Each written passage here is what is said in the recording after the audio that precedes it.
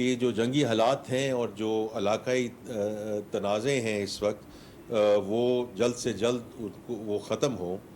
लेकिन as I said in my very first conference जो हमने डार साहब के साथ और अली परवेज़ साहब के साथ की थी, कि hope is not a strategy. जो एनर्जी इंफ्रास्ट्रक्चर को हिट किया गया है, ये सूरत हाल कुछ हफ्तों तक या खुदा ना खास्ता कुछ महीनों तक भी ये बरकरार रहे। पूरी दुनिया मुश्किलात से दो चार है। वज़ीर आज़म ने फैसला किया कि कौम पर कम से कम बोझ डाला जाए। हुकूमत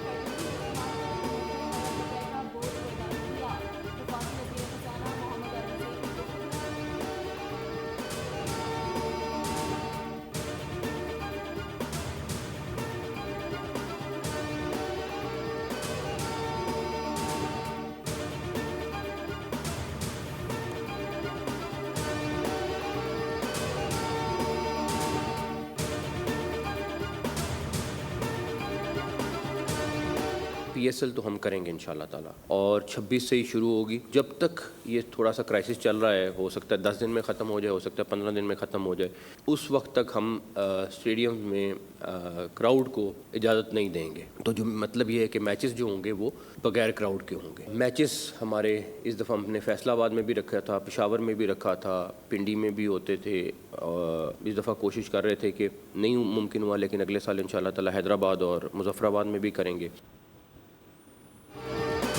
PSL 11 26 मार्च से ही शुरू होगा, लेकिन खत्े की सूरत हाल के बायस मैचेस बगैर तमाशाइयों के होंगे। इफ्तिताही तकरीब को भी मनसूख कर दिया गया।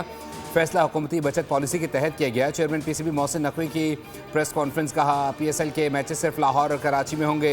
पेशावर वालों से मुआवज़त खां हूँ, अगले साल पेशावर में ज़्यादा मैचेस रखे जाएंगे। किसी ने टिकट लिया है तो इसकी कीमत 72 घंटे में वापस होगी। फ्रेंचाइज का नुकसान PCB पूरा करेगा।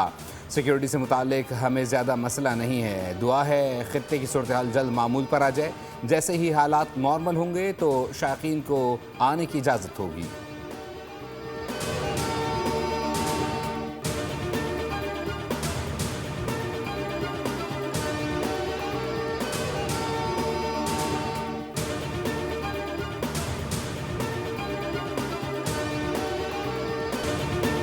ईरानी मिसाइल हमलों ने जनूबी इसराइली शहर डिमोना और इराद में बड़ी तबाही मचा दी। कई इमारतें तबाह, 6 अफराद हलाक हो गए, 150 से जायद जख्मी। ऑपरेशन वादा सादिक में वस्ती इसराइल के 10 मकामात को मिसाइलों का निशाना बनाया गया। इसराइली हुकाम के मुताबिक ईरान ने क्लस्टर वॉर हेड वाले मिसाइलों से इस्तेमाल किया है। डिमोना में ईरानी बैलिस्टिक मिसाइल हमले की वीडियो भी मंजर आम पर आ गई, जिसमें मिसाइल को शहर पर गिरते हुए देखा जा सकता है। ईरान ने नेतन्ज में अपनी जौहरी तनसीबात पर अमरीका और इसराइली हमले के जवाब में इसराइली एटमी मरकज़ डिमोना पर एक के बाद दीगरे 2 हमले किए हैं। डिमोना और इराद पर ईरान के हौलनाक हमलों के बाद इसराइल ने पूरे मुल्क में तालीमी इदारों में छुट्टी दे दी है। इराद के अस्पताल ने ईरानी मिसाइल हमले के बाद हंगामी हालात नाफिज कर दी। इसराइली मीडिया के मुताबिक इराद पर हमले के वक्त रिहायशियों के लिए अलर्ट भी जारी ना हो सका। हमले के वक्त मुतादिद अफराद चहलकदमी कर रहे थे।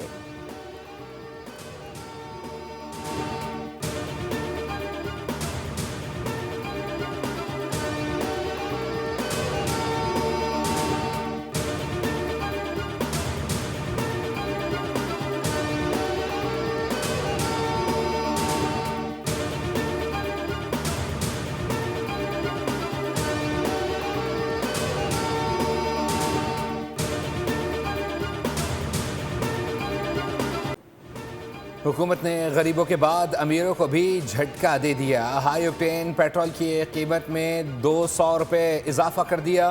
334 रुपये लीटर मिलने वाला हाई ऑक्टेन पेट्रोल अब 534 रुपये लीटर मिलेगा।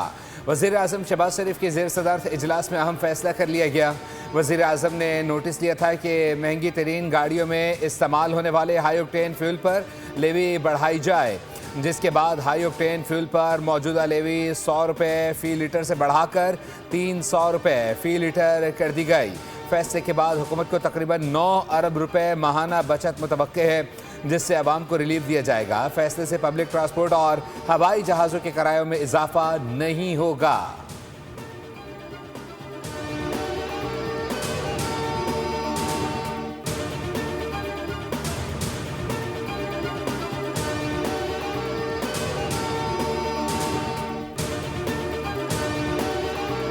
इसराइल के लिए इंतहाई मुश्किल शाम है। नेतन्याहू ईरान के जवाबी हमलों से परेशान हैं। सोशल मीडिया पर इसराइली वज़ीर आज़म नेतन्याहू ने जारी बयान में कहा कि इंतहाई मुश्किल शाम के बावजूद दुश्मनों पर हमले जारी रखेंगे। ये हमारे मुस्तकबिल की जंग है।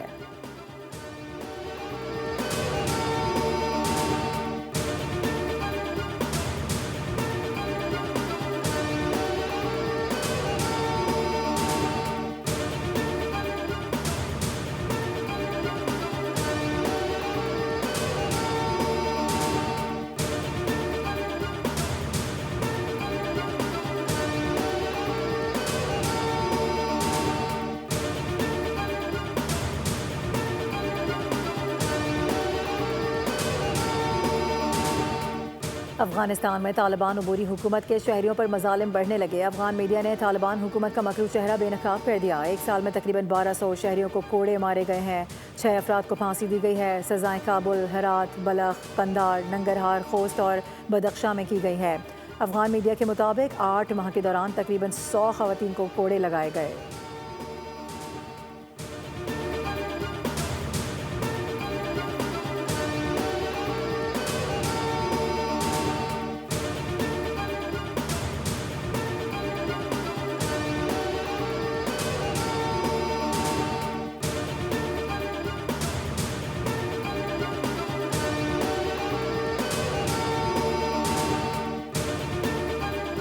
अमरीकी रियासत सियाटल में खालिस्तान रेफरेंडम का एहतमाम। हज़ारों सिख वोटिंग के लिए तैयार। Khalistan referendum Sikh for justice की आलमी मुहिम का हिस्सा है। रेफरेंडम की क़यादत गुरबचन सिंह पन्नू कर रहे हैं। अमरीका से कबल कनाडा और ओटावा में खालिस्तान रेफरेंडम 23 नवंबर 2025 को मुनक़्क़िद किया गया था। गुज़िश्ता रेफरेंडम्स में लाखों की तादाद में सिखों ने खालिस्तान के हक़ में वोट कास्ट किए थे।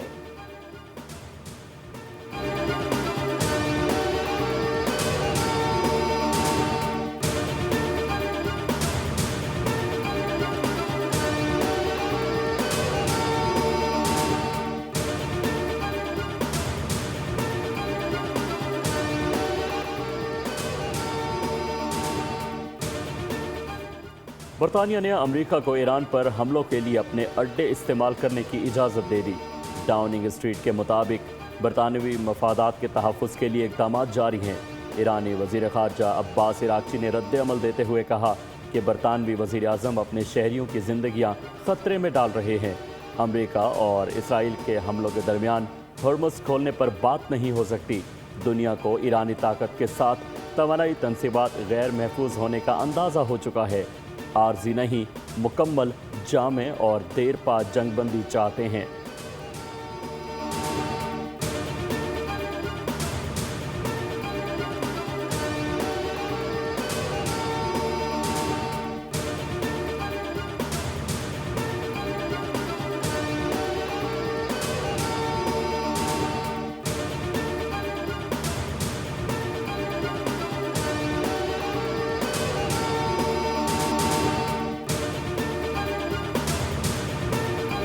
ईरानी पासदारान इनकलाब ने कहा है कि आज के बाद इसराइल के मकबूजा इलाकों पर ईरान के बेटों का गलबा कायम हो गया है।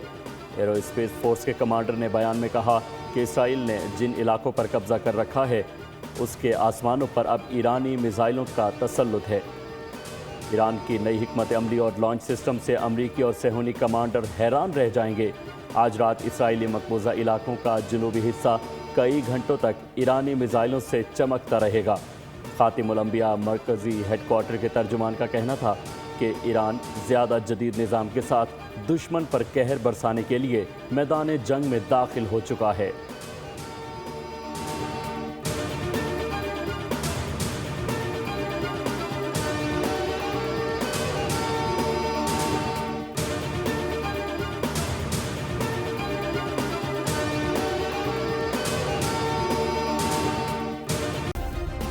सब्सक्राइब करें और बेल दबाएं ताकि कोई खबर रह न जाए।